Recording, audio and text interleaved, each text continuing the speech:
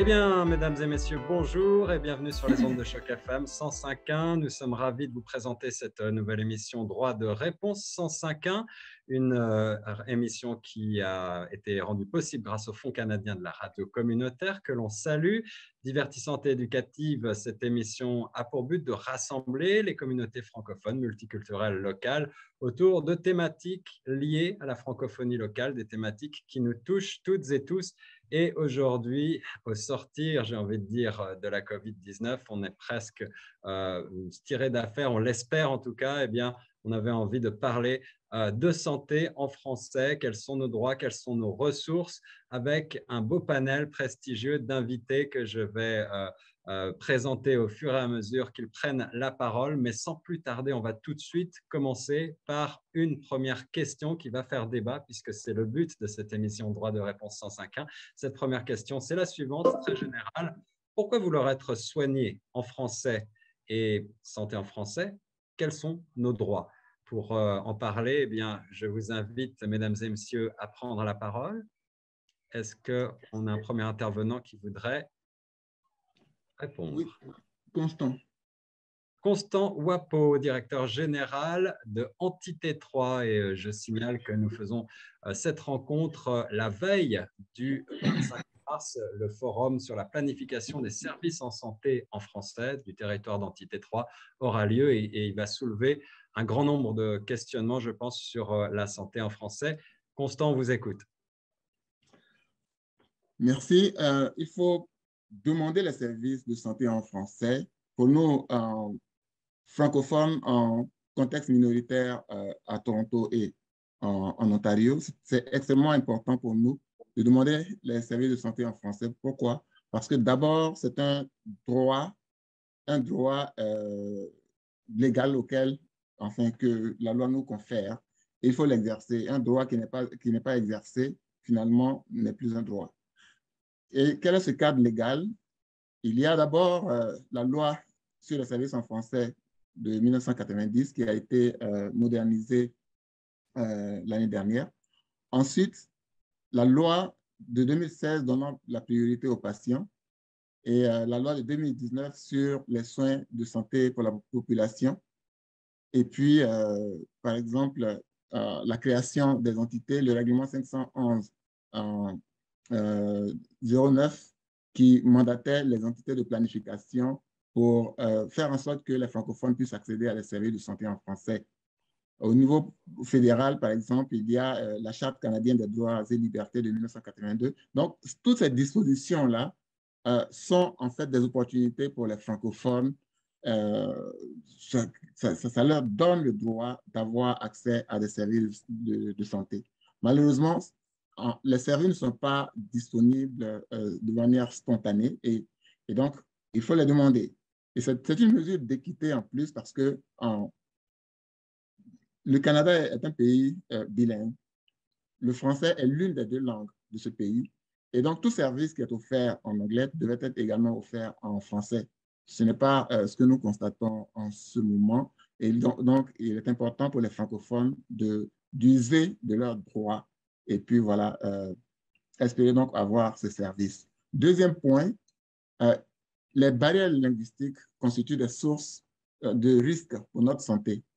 Quand vous allez voir votre professionnel de la santé que vous ne pouvez pas communiquer avec lui dans la langue que vous maîtrisez le plus, ben, il y a toutes sortes de conséquences. Il peut y avoir des erreurs de diagnostic, des erreurs de traitement, des suivis erronés de conseils médicaux, puisque le diagnostic est faux, alors le suivi qui va venir est également faux. Prise de mauvais médicaments, retard de guérison, perte de temps. Et puis, cela complique en fait la santé des francophones et puis ça ajoute un poids financier énorme au système, puisque quand les gens n'arrivent pas à se soigner correctement, finalement, c'est aux urgences qu'ils se retrouvent et les urgences coûtent beaucoup plus cher. Je vais m'arrêter là pour l'instant et laisser les autres parler. Merci Constant Wapo, vous avez déjà brassé beaucoup de sujets sur lesquels je pense on va pouvoir rebondir. Vous avez notamment bien, au nom d'Entité 3, parler de ces agences de planification qui sont, je crois, au nombre de 6 en Ontario. Elles demeurent assez méconnues, ces agences du grand public. Alors, comment est-ce qu'on pourrait collectivement réfléchir à les faire connaître davantage?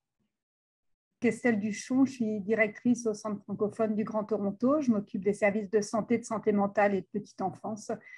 Chez nous, c'est sûr que Constant est probablement le mieux placé pour parler des entités, puisqu'il est directeur général d'une des entités, mais j'ai eu la chance d'être directrice générale d'une entité dans le passé. Donc, je dirais que comment les faire connaître, moi, je pense que c'est beaucoup par l'amélioration des services de santé. Les entités sont des acteurs qui peuvent être un peu abstraits pour le grand public, juste parce qu'ils n'offrent pas de services directs. Donc, je pense que c'est vraiment lorsque les entités font la promotion des nouveaux services, aident au développement de nouveaux services, qu'on est dans le concret, qu'on arrive à les faire connaître, et puis que c'est là que le grand public voit l'importance des entités. Et si je peux me permettre de rebondir aussi sur un commentaire de Constante tout à l'heure, sur la question des droits, je pense que c'est important de se rappeler que c'est un droit, mais qu'il ne faut pas non plus faire porter la charge de la demande de service sur l'utilisateur uniquement. Je pense que quand on est malade, quand on est en crise, c'est très difficile d'avoir l'attente que ce soit le patient qui réclame, qui exerce un droit. Donc, je pense que comme fournisseur, on doit se rappeler que c'est à nous, quelque part, de porter la charge de l'offre du service en français, de faire la proposition, parce qu'on vraiment quelqu'un qui est en crise, si on pense à la santé mentale, si on pense aux services d'urgence, c'est jamais à ce moment-là qu'on va exercer un droit. Donc, de faire un peu le pendant par rapport à la question des droits. Réflexion tout à fait passionnante. Il y a 25 ans, la fermeture du seul hôpital universitaire francophone de la province, Montfort, avait fait couler beaucoup d'encre. Il avait mobilisé énormément les communautés francophones. Est-ce qu'on a progressé pour l'accès aux soins en santé dans la province aujourd'hui et encore plus après cette pandémie? Est-ce que vous avez des leçons à tirer de ce qui a été fait?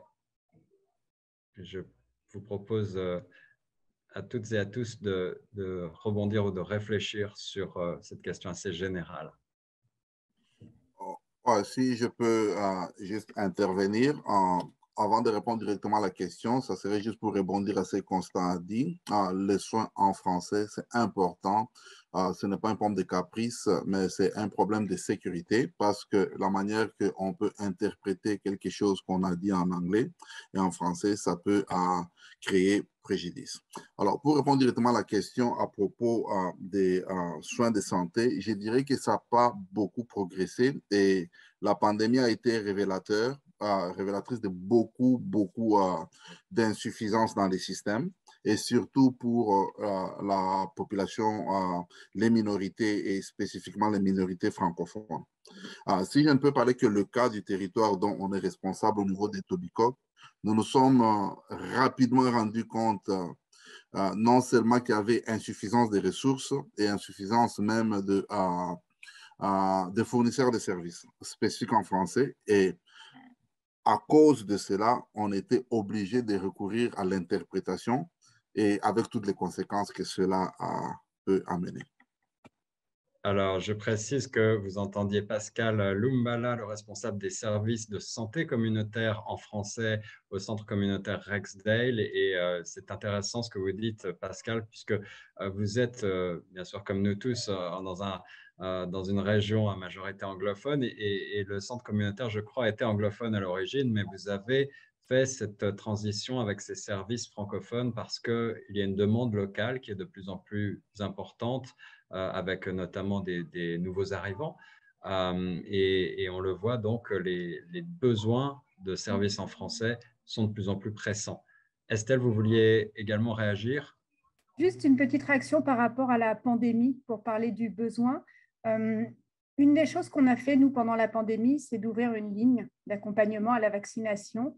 Et là où on se rend compte que le besoin est bien réel, sur cette ligne-là, à ce jour, on a eu plus de 3000 appels. Donc, plus de 3000 personnes à qui on a parlé, qui avaient besoin d'aide pour essayer de comprendre c'est quoi le vaccin contre la COVID-19, où est-ce que je peux y avoir accès, quelles sont les limites, combien de temps entre 2 doses et ainsi de suite. Donc, plus de 3000 appels et au total, on a organisé plus de, je crois, 1500 rendez-vous de vaccination pour les francophones. Et ce, alors que le gouvernement a quand même mis globalement cette information disponible en français sur les sites du gouvernement. Donc, on se rend compte que même quand le gouvernement met l'information en français, ça ne veut pas dire que les francophones y ont accès ou qu'ils savent vers qui se tourner ou où aller. Donc, ça démontre très clairement le besoin. Mais avez-vous eu le sentiment justement qu'on en a fait assez, que les décideurs politiques et les responsables de santé publique ont suffisamment communiqué en français également? Ils ont communiqué sur les sites du gouvernement. Je pense que là où ça a été plus compliqué, c'est dès que ça devenait des initiatives plus locales. Les 3/4 de cliniques de vaccination ont été portées par des hôpitaux, par des bureaux de santé publique, donc qui, eux, n'étaient pas sous les mêmes obligations sous la loi et qui, eux, communiquaient uniquement en anglais. Et je pense que c'est ça qui rendait les choses difficiles. L'autre chose, c'est que les clients francophones étaient parfois peu à l'aise d'aller dans les cliniques anglophones. Nous, on a tenu des cliniques en français certains jours. On a eu énormément de demandes les jours où on a fait ces cliniques en français, parce que les gens étaient beaucoup plus confortables d'avoir une conversation en français pour comprendre le vaccin, donner le consentement. Et ils voulaient vraiment avoir un médecin avec lequel échanger en français. Et ça, c'était possible dans très peu d'endroits finalement. Alors, Pascal Lumbala est la première personne à avoir demandé à réagir sur ce que vient de dire Estelle Duchamp du Centre francophone du Grand Toronto. Et juste après, on va pouvoir écouter Barbara Ceccarelli, la directrice générale de Centre d'accueil Héritage, qui est également avec nous aujourd'hui. Je donne tout d'abord la parole à Pascal. Merci beaucoup. Je voulais juste essayer d'appuyer ce que Estelle venait de parler. En fait, ce qui s'est passé, que le gouvernement n'a pas beaucoup communiqué si ce n'était au niveau de ces sites. Or, au niveau de la population, surtout la population qui est plus vulnérable, quand je parle plus de la population dont j'ai plus connaissance au niveau des Tobicoke, vous avez plus une population francophone racialisée parce que vous avez plus de l'immigration qui vient plus de l'Afrique que des Caraïbes. Or, au niveau de cette population, il y a déjà un problème de confiance avec les systèmes qui existent. Alors, la plupart des cliniques qui étaient en place, qui étaient soit anglophones ou au fait tenues ou qui étaient gérées au fait par des gens qui ne créaient pas cette confiance. Alors au niveau du centre de santé communautaire Rexdale, ce qu'on a pu faire, on a pu créer des cliniques où on avait en collaboration avec la santé publique de Toronto, on avait des fournisseurs de services qui reflétaient un peu la culture de la communauté. Donc, quand le noir allait là-bas, il pouvait trouver facilement des noirs et des noirs qui parlaient leur langue. Et déjà, parce qu'on avait déjà un problème de l'hésitation avec le vaccin. Alors, quand vous allez dans cet environnement où il y a quand même des gens qui parlent votre langue et puis qui reflètent votre culture, ça a créé un peu cette confiance. Mais alors, le problème, il faut aller dans le sens que vous disiez. Oui, on a pu trouver ces gens, mais on n'a pas trouvé la quantité qu'il fallait parce qu'on s'est rendu compte qu'au fait que on avait plus de francophones, on était sur plus de francophones qui avaient besoin de services, mais nous, on n'avait pas assez de ressources pour satisfaire à leurs besoins. Merci Pascal pour ces réflexions. Je vais donner la parole tout de suite à Madame Barbara Ceccarelli qui nous a fait le plaisir de nous rejoindre également, directrice générale du Centre Accueil Héritage, le principal centre torontois de service aux aînés francophones. Barbara, bonjour. Oui, bonjour tout le monde. Justement, suivant ce que Estelle et Pascal ont dit, je pense qu'il y a des choses qui ont été faites au niveau des administrations, mais encore une fois, c'est beaucoup de traduction. On sait très bien que la traduction est quand même limitée. Donc, on pouvait avoir accès à des documents qui avaient été traduits. Maintenant, en travaillant avec une population extrêmement affectées par la pandémie et l'isolement, c'est là des personnes vieillissantes dans le Grand Toronto et en particulier avec les francophones qui vieillissent. On se rend compte, en étant des fournisseurs directs de services, que juste avoir accès à un document traduit, ça ne donne pas vraiment accès aux gens avec lesquels on travaille. Donc, il y a eu tout un travail d'accompagnement, de navigation, vraiment presque de navigation quotidienne par rapport à plusieurs choses, pas seulement sur à quoi faire et ne pas faire. Il y avait surtout pour les personnes âgées, il y avait vraiment des inquiétudes énormes, une grande anxiété, des peurs. Ça a été un moment extrêmement difficile où, une fois de plus, la possibilité, l'opportunité d'avoir quelqu'un Pas seulement qu'on puisse comprendre, parce que notre personnel parle français, mais quelqu'un qui peut nous comprendre. Donc, quand on pose des questions, on a compris. Quand on demande quelque chose, on est capable de nous exprimer dans la façon qui est pour nous la plus facile. Et ça a vraiment démontré la différence. Nous soutenons les personnes et leurs familles qui vieillissent en communauté et plusieurs d'entre eux vivent avec des défis cognitifs importants, voire la démence. Cette période de pandémie a vraiment une fois de plus démontré que ça fait une différence énorme. Être là, dans la langue de choix, dans la langue de confort, pour pouvoir permettre que la rencontre avec le personnel de soutien, le personnel de santé, peu importe, quelqu'un qui a des ressources importantes en termes de santé soit en rencontre vraiment qui ait du succès, que les gens comprennent pas seulement ce qu'ils doivent faire, mais pourquoi le faire et comment le faire. Et ça fait pour plusieurs d'entre eux vraiment la différence en termes de sécurité dans leur vie quotidienne dans ces années-là. On a parlé de confiance dans le système de santé, des problématiques qui sont liées à la campagne de vaccination et de bonne compréhension, notamment des versions traduites des communications des responsables de santé publique. On a évoqué aussi ensemble ces questions d'anxiété, de peur, et il a été beaucoup question pendant toute cette pandémie d'ailleurs de santé mentale, et j'avais envie de connaître aussi votre avis sur ces questions-là. J'imagine que votre clientèle a dû faire face à ces enjeux et que peut-être vous avez développé également des nouvelles approches pour répondre davantage à ces besoins.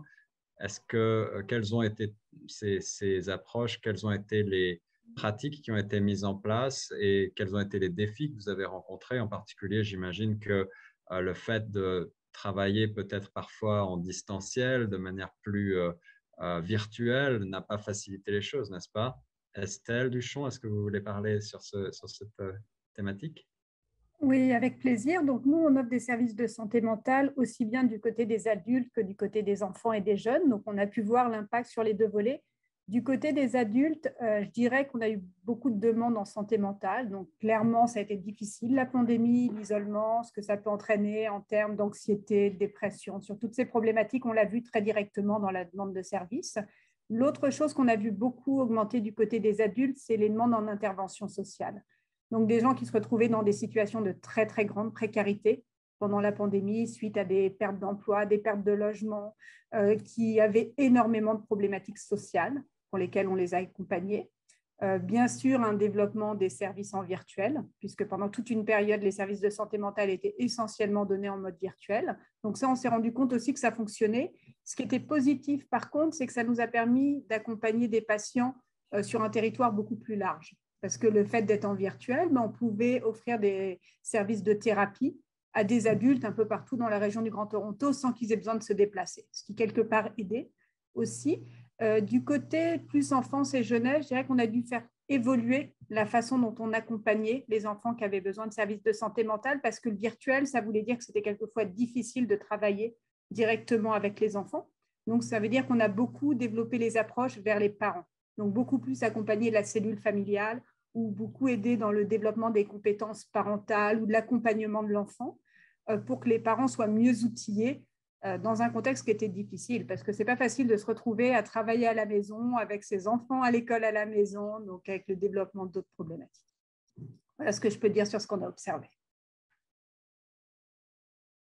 Au-delà de ces questions de santé mentale, est-ce qu'il y a eu d'autres enjeux qui sont arrivés sur la table avec cette pandémie sur lesquels vous voulez revenir? J'imagine que les difficultés d'accès à la clientèle ont peut-être aussi posé des problèmes et peut-être aussi pour les personnes plus âgées qui étaient moins à l'aise avec la technologie. Le virtuel, c'est bien, mais parfois, il y a des limites. Est-ce que vous avez dû faire face à ces limites? Je pense par exemple à Barbara qui travaille avec une population plus âgée. Est-ce que Barbara, vous avez pu maintenir le contact avec votre clientèle? Oui, l'accès virtuel a été un défi. Sauf que ça nous a poussé un petit peu en dehors de notre zone de confort. On s'est rendu compte que c'est une ressource aussi. Des fois, les défis deviennent une opportunité de nous améliorer, de mieux comprendre. Et euh, on a beaucoup investi parce que c'est vrai que ça nous a aidé à rester en contact beaucoup plus régulier avec certains de nos clients, surtout les plus isolés en communauté. Et de les accompagner, même pour nous de comprendre, parce que c'était nouveau pour nous en tant qu'intervenants, comment accompagner les gens dans leur rencontre médicale, comment s'assurer que les gens puissent continuer leur suivi médical avec les hôpitaux, c'est quoi la meilleure façon de faire. Donc, il y a eu une courbe d'apprentissage important, il y a eu un investissement de ressources dans dans le travail vraiment pour bâtir la capacité des personnes âgées qui se sentaient confortables d'utiliser cette technologie eux-mêmes, même juste pour communiquer avec nous, donc de leur côté, pour garder aussi les gens stimulés et engagés par les activités qui normalement auraient été faites en personne, en présentiel, qu'on a transféré sur une plateforme virtuelle. Ceci étant dit, ça a été excellent. C'était une opportunité et un défi en même temps dans certains de nos programmes. Ça nous a permis d'accompagner aussi les aidants naturels beaucoup plus sans avoir besoin de nous rencontrer. C'était vraiment, ça a ajouté au téléphone, ça a ajouté quelque chose de très bien qu'on gardera même en dehors une fois qu'on sera sorti de la pandémie. Mais c'est clair que quand on travaille avec des personnes avec des limitations fonctionnelles, soit physiques, soit cognitives plus importantes, ce n'est pas toujours le meilleur moyen. Donc, c'est une des ressources qu'on a développées. Une chose que je voudrais ajouter par rapport, on parlait de santé mentale, de confort, de connexion, d'être capable de garder. Je voudrais ajouter juste que pour nous, en tant que fournisseurs de santé, ça a eu un impact énorme sur nos équipes et notre personnel. Ces dernières 3 années ici ont été je dirais assez dramatique parce que nous avons continué. Le personnel de première ligne, ce n'était pas un personnel qui a pu se mettre en travail à la maison. Donc, on a eu des personnes qui ont vécu avec des risques qu'ils ont pris eux-mêmes, conscients du risque. La difficulté de voir le risque dans les clients augmenter, savoir quelle responsabilité eux, ils avaient dans la sécurité, garder la sécurité des clients encore plus augmentée. Des risques personnels parce qu'ils rentraient chez eux le soir, où il y avait des enfants, des personnes qui étaient exposées à tout autre risque. Et donc, le danger les accompagnait du travail à la maison et vice-versa tout le temps. Donc, ça crée vraiment un défi important. Et en étant, en tant que francophone et donc demandeur de services de soutien en français, même pour le personnel d'un point de vue pour eux, c'était encore une fois, c'est vu comme aussi un défi supplémentaire. Et savoir que toute une série de ressources en termes de ressources humaines qui auraient été disponibles pour nous, les francophones, c'est un petit peu plus compliqué que ça, parce que c'était vraiment pas évident où aller chercher si on aurait eu besoin du personnel temporaire juste pour nous aider à garder nos opérations. On n'a pas eu trop de besoins, mais ça nous a on s'est rendu compte une fois de plus de comment vraiment l'accès aux services en français dépend de toute une série de mesures, d'un équilibre extrêmement délicat. Donc, je voulais juste amener cette autre perspective en tant que fournisseur de services. C'est un point de vue très intéressant et puisque vous êtes plusieurs fournisseurs de services avec nous aujourd'hui dans cette émission Droit de réponse 105.1, je vous demanderai si vous partagez cette analyse de Barbara Ceccarelli de Centre Accueil Héritage sur cette question de ressources, puisqu'on est quasiment à la veille des élections provinciales.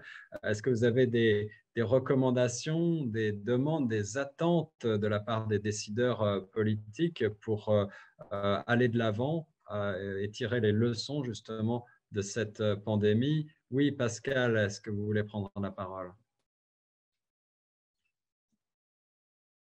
Pascal, je vous demanderai juste de remettre votre micro. Oh, désolé. Ouais, je disais, je partage parfaitement l'avis de Barbara et tout ce qu'elle a pu brosser. Effectivement, il y a un problème révélateur pendant cette pandémie qu'on ne s'est pas vraiment rendu compte qu'il y avait d'abord un problème de ressources qui n'était pas assez de ressources allouées pour le francophone, spécifiquement dans le domaine de la santé mentale.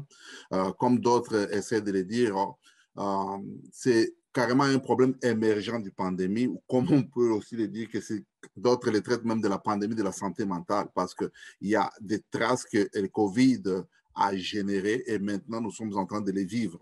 On pourra brosser quelques éléments, surtout avec une population vulnérable. Vous avez des gens de perte d'emploi, des gens qui ont des problèmes de sécurité alimentaire. Alors, la plupart de tous ces éléments-là mettent les gens dans cet état d'insécurité, d'anxiété, de stress, et vous vous retrouvez que vous n'avez pas assez de ressources à allouer à ça. Non seulement qu'avec les ressources ou le fournisseur existant que on a, comme par exemple chez nous, on a seulement 2 fournisseurs de santé mentale. Alors, parce qu'il y a eu assez de besoins, nous avons eu la demande à carrément tripler. Et ces gens ne pouvaient plus supporter ces lots. On était obligé de faire des références avec Camage pour qu'ils essaient de nous supporter avec les ressources qu'ils avaient. Mais non seulement ça, il y a les problèmes de sécurité alimentaire aussi, surtout parce que comme les gens ont perdu de l'emploi, ou la plupart, vous avez des gens qui ne pouvaient pas. Donc, il fallait aussi supporter cet aspect des choses aussi. Au niveau du personnel seulement, vous avez, comment je dirais, l'épuisement du personnel, parce que les gens se sont retrouvés, par exemple, à travailler plus des heures qu'ils ne devaient le faire. Alors, ils ont eux aussi des familles. Alors, les gens, non seulement ils se sont retrouvés épuisés, ils étaient même au risque même d'être eux-mêmes affectés au niveau de leur santé mentale. Vous comprenez? Donc, tous ces éléments, avec pas assez de ressources à notre disposition, ça était un peu difficile à gérer, à mon avis. Alors, Constant Wapo, j'aimerais que vous réagissiez sur ce que vient de dire Pascal. Demain a lieu ce forum sur la planification des services de santé en français sur le territoire d'Entité 3 et seront présents des représentants politiques, Marie-Lison Fougère, notamment sous-ministre des Affaires francophones, Sean Court, sous-ministre adjoint au ministère de la Santé, l'ombudsman Kelly Burke et Donna Klein de la direction des communications du Bureau provincial de santé Ontario, notamment des gens qui ont du poids, de l'influence. Est-ce que vous allez soulever ces questions, ces problématiques qui ont été abordées aujourd'hui dans cette émission Droit de réponse? Oui, bien sûr. Il faut noter que ce forum est vraiment l'occasion pour l'ensemble des parties prenantes dans la planification et la mise en œuvre de services de santé en français sur le territoire de l'Entité-3, de pouvoir communier ensemble et puis échanger des informations dans un premier temps, parce qu'il y a un véritable besoin d'informations de part et d'autre. Du côté de la communauté, par exemple, la communauté a besoin de savoir où va le système de santé, où sont les opportunités pour les francophones dans ce contexte de transformation du système de santé. Qu'est-ce que les nouvelles autorités du système de santé font pour que les francophones puissent accéder effectivement à des services de santé en français? Comment ces autorités collaborent-elles avec les entités pour générer des projets qui permettront ultimement aux francophones d'accéder à des services de santé en français? Donc, il y a beaucoup de questions que les gens se posent. Et de leur côté, les décideurs du système de santé se demandent qu'est-ce que les entités font sur le terrain? Qu'est-ce que la communauté veut effectivement? Est-ce que ces autorités ont la bonne information concernant le besoin pour les francophones d'être traités en français? En d'autres termes, est-ce que les services de santé en français, c'est juste une vue de l'esprit? Est-ce que c'est juste des sujets d'ordre politique ou bien est-ce que c'est un besoin réel pour la communauté? Donc, il y a lieu que des échanges, il y a lieu que les différentes parties se parlent, que le gouvernement informe en fait la communauté sur ce qui se passe, sur ces opportunités-là, que la communauté puisse avoir l'opportunité de dire clairement et ouvertement aux autorités qu'est-ce qu'elles ressentent par rapport au manque de services de santé en français et qu'est-ce qu'elles attendent, qu'est-ce que la communauté et en tout cas toutes ces composantes attendent du gouvernement par rapport aux services en français.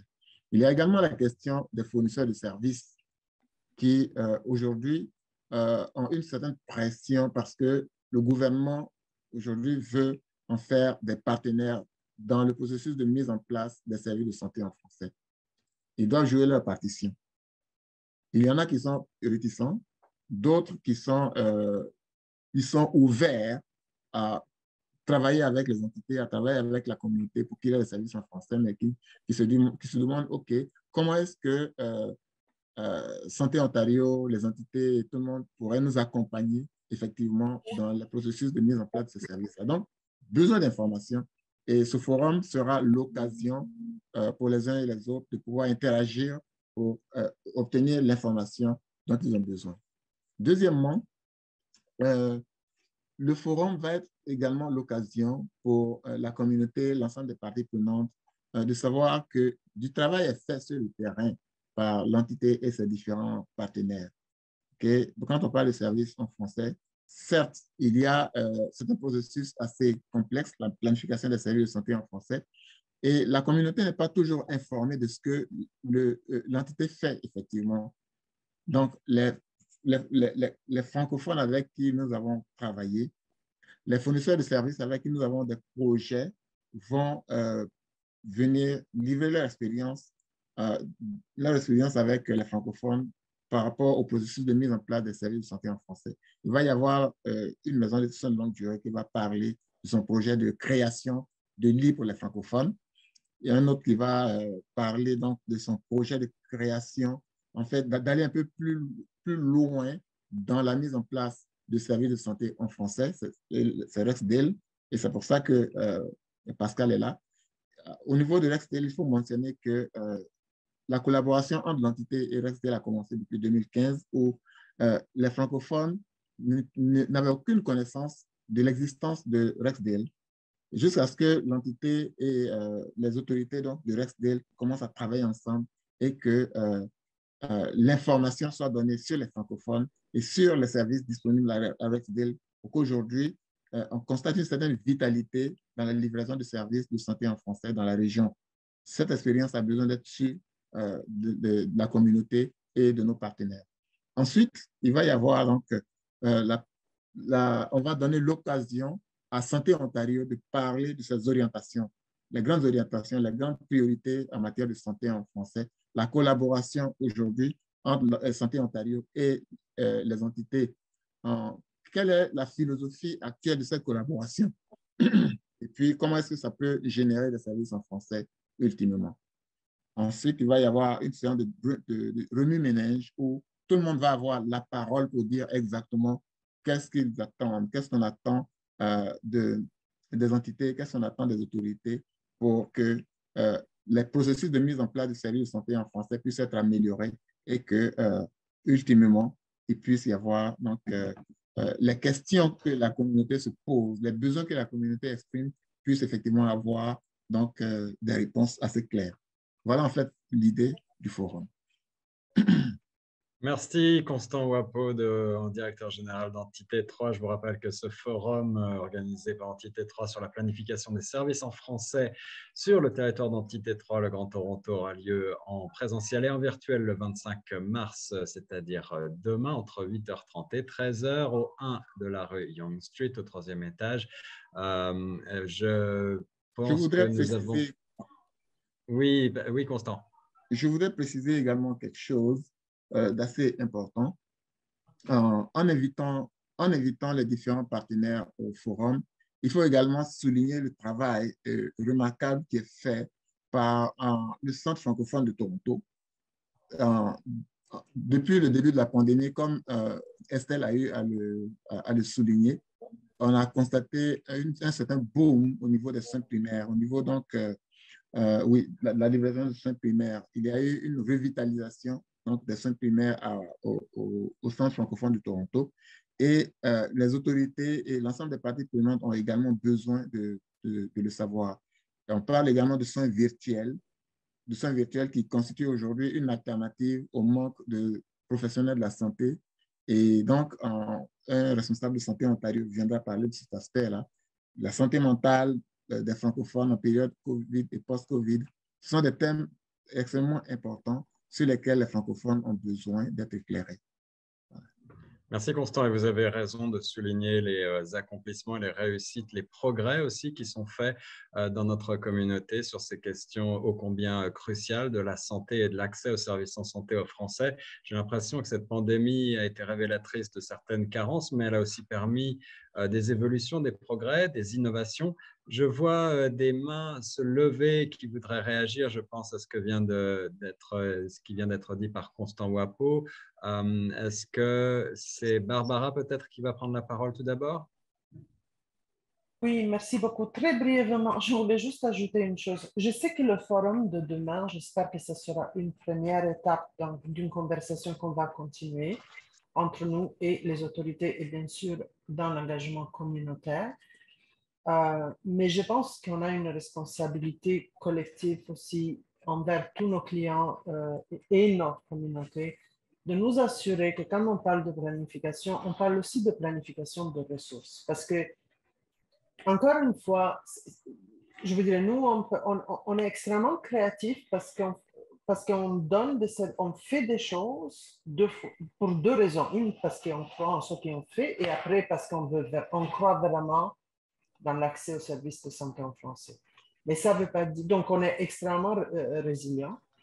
Mais je pense que là, en ce moment, c'est vraiment important que si les administrateurs, les politiciens, les gens qui prennent des décisions se rendent compte, ils veulent démontrer leur soutien, il faut vraiment que la question de ressources soit prise en compte. Parce que ça va être extrêmement difficile de planifier quoi que ce soit si on n'est pas clair qu'est-ce que ça veut dire en termes de ressources, de réévaluation de la façon dans laquelle les ressources sont données, parce qu'on a vraiment vu comment on est important et comment ce qu'on fait peut faire la différence et comment on est arrivé quelque part à une espèce de plafond limite par rapport aux ressources qu'on a actuellement.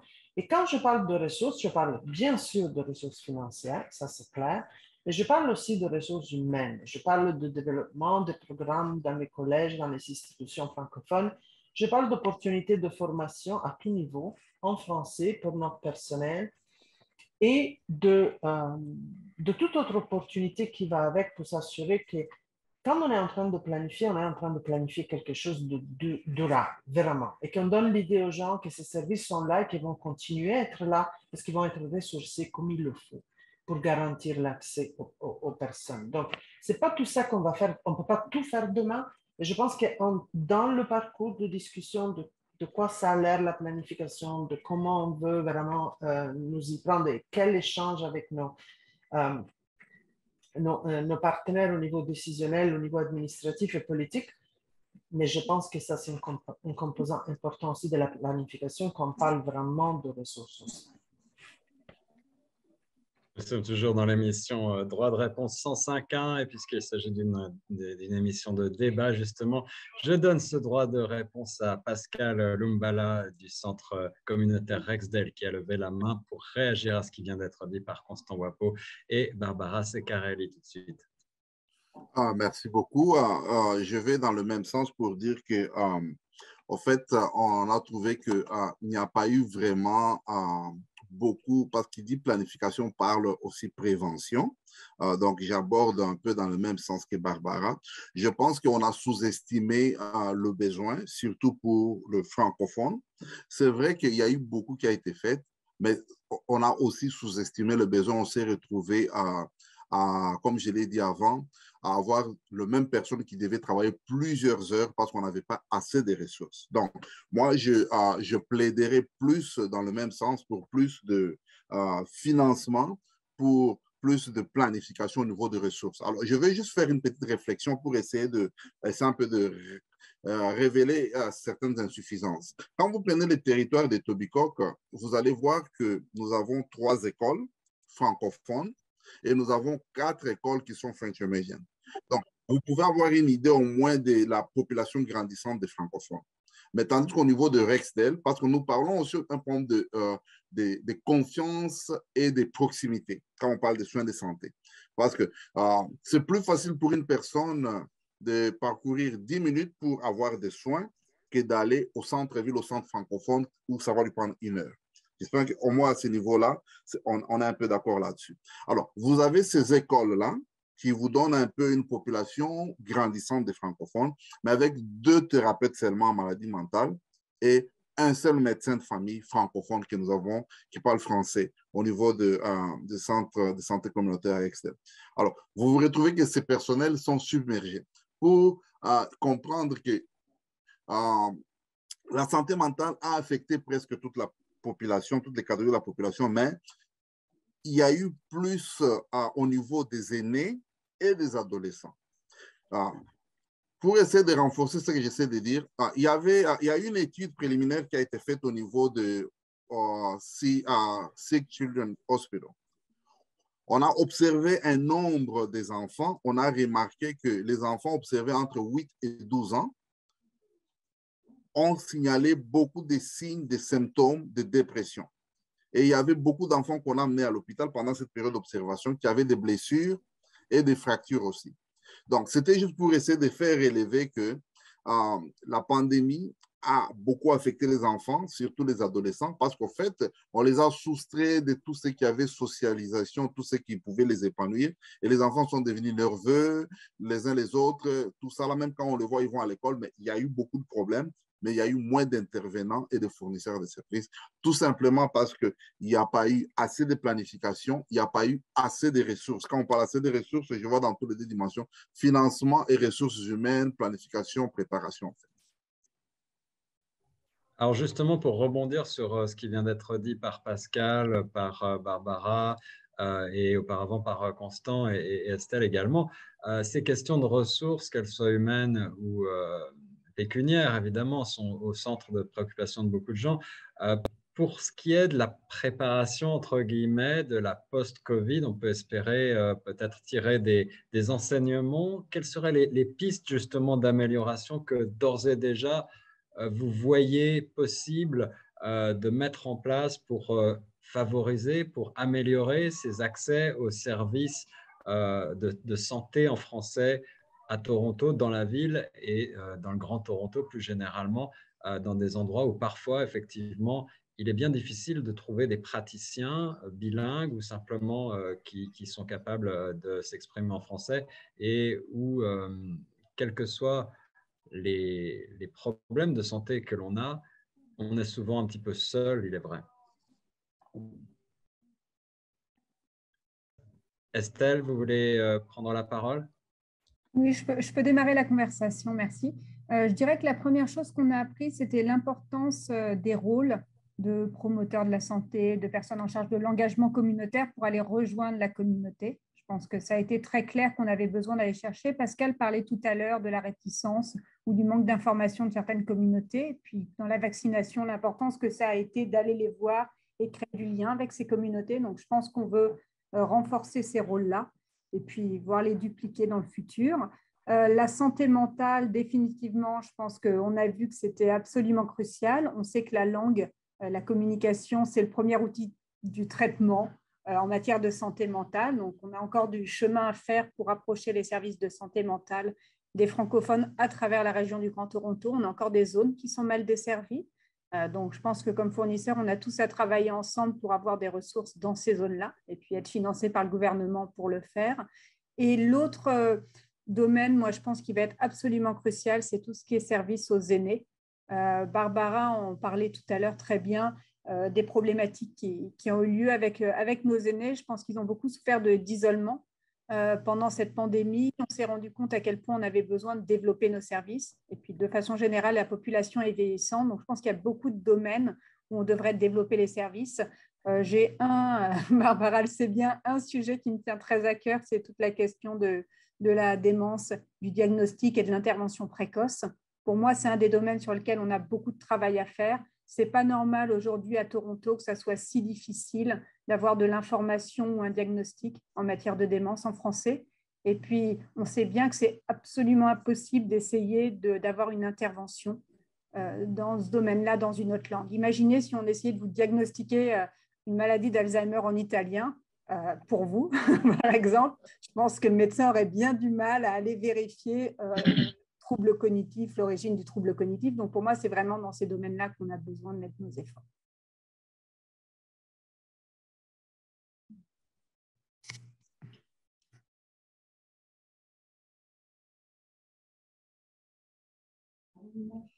Je pourrais réagir aussi, ajouter à ce qu'Estelle a dit.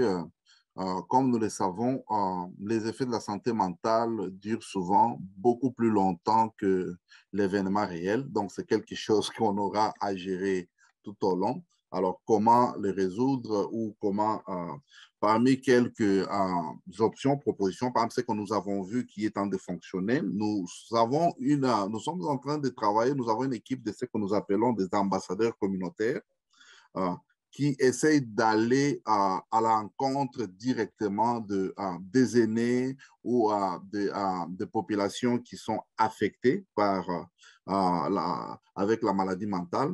Donc, ils maintiennent ces liens de contact plus réguliers avec les clients. Ils les appellent, ils vont les visiter, ils leur amènent la nourriture.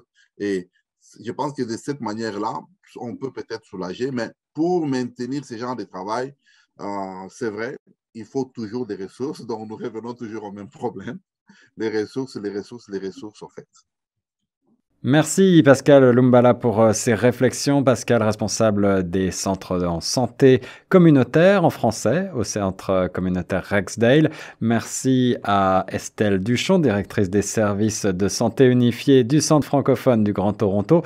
Merci à toutes et à tous, chers participantes, participants. Nous avions aujourd'hui autour de la table virtuelle, outre Pascal et Estelle, Monsieur Constant Wapo, le directeur général d'Entité 3, Madame Barbara Seccarelli, la directrice générale de Centre d'accueil Héritage.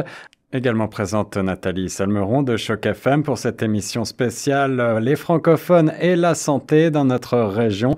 Je crois qu'on a brassé beaucoup de sujets et d'idées, lancé des pistes de réflexion. Lorsqu'il s'agit de santé, on a tous besoin avant tout de parler dans sa langue maternelle. Il y a encore du travail à faire. La pandémie a révélé des manques et des insuffisances dans les services en santé en français pour les francophones, mais également des ressources et des évolutions, des innovations qu'il faut également souligner. Bravo au travail de tous ces planificateurs, Entité 3, le Centre francophone du Grand Toronto, le Centre communautaire Rexdale et le Centre d'accueil Héritage qui étaient aujourd'hui nos invités pour ce droit de réponse 105.1 spécial santé. Donc je rappelle que cette initiative est rendue possible grâce au Fonds canadien de la radio communautaire. Pour vous inscrire ou plus d'informations, n'hésitez pas à nous contacter au 86 599 2666 ou à nous écrire à direction@commercial.cheqfm.ca. C'était Guillaume Laurin sur les ondes de Choc FM. Merci encore à toutes et à tous. C'était un plaisir, comme d'habitude. Bonne journée. Merci Estelle. Bye bye. Bye.